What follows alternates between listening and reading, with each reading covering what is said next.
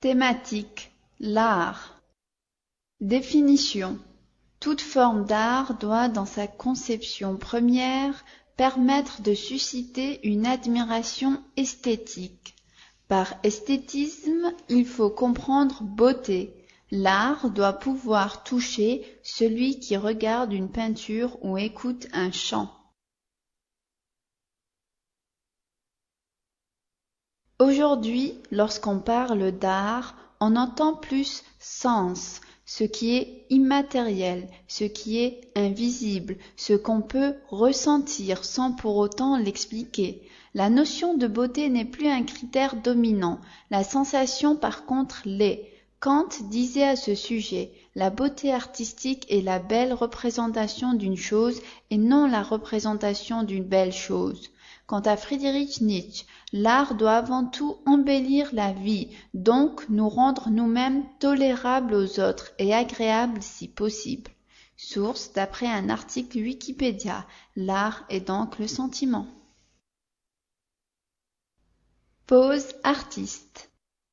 Léonard de Vinci, 1452-1519.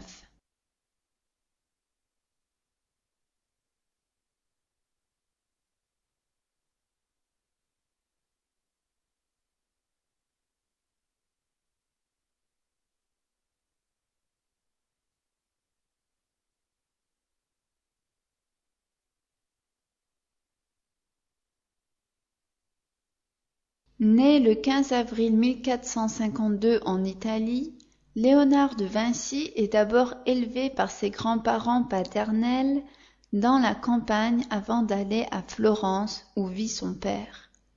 Léonard de Vinci n'a laissé que peu de toiles. La plus célèbre est sans aucun doute la Joconde, 1503-1506, aujourd'hui au musée du Louvre à Paris. Léonard de Vinci se distingue tout d'abord par sa soif de connaissances dans divers domaines. En effet, dans toutes ses œuvres transparaît un désir flagrant de savoir. En plus de ses tableaux et recherches, Vinci s'attelle vers 1490 à la rédaction d'un traité de la peinture. Voici un extrait des multitudes notes conservées.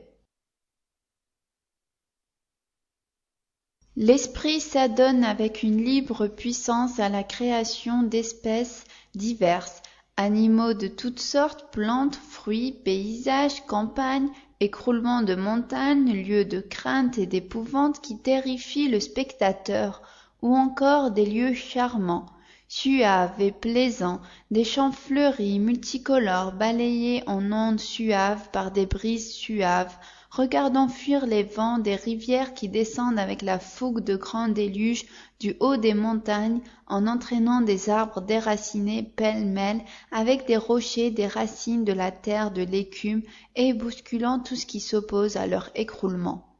Liechtenstein, Jacqueline, sous la direction de La Peinture, Paris, Larousse-Bordas, collection Texte essentiel, 1997.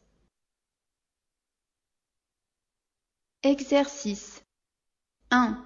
Donnez la définition des mots suivants. 2. Donnez un synonyme. 3. Utilisez-les dans une phrase personnelle. 1. S'adonne. 2. Écroulement. 3.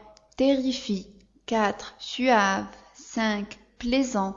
6. Fougue. 1. S'adonne. Se livrer à une activité. Synonyme, faire, phrase personnelle, je m'adonne à la peinture. 2. Écroulement, quelque chose ou quelqu'un qui tombe. Synonyme, effondrement, phrase personnelle, le séisme a provoqué plusieurs écroulements. 3. Terrifie, qui fait peur. Synonyme, effrayant, phrase personnelle, ce film me terrifie à chaque fois que je le regarde.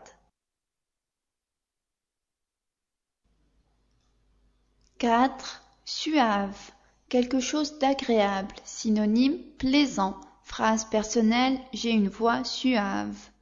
5. Plaisant, qui fait plaisir. Synonyme, agréable. Phrase personnelle, ce tour de magie est plaisant. 6. Fougue, ressentir un enthousiasme particulier.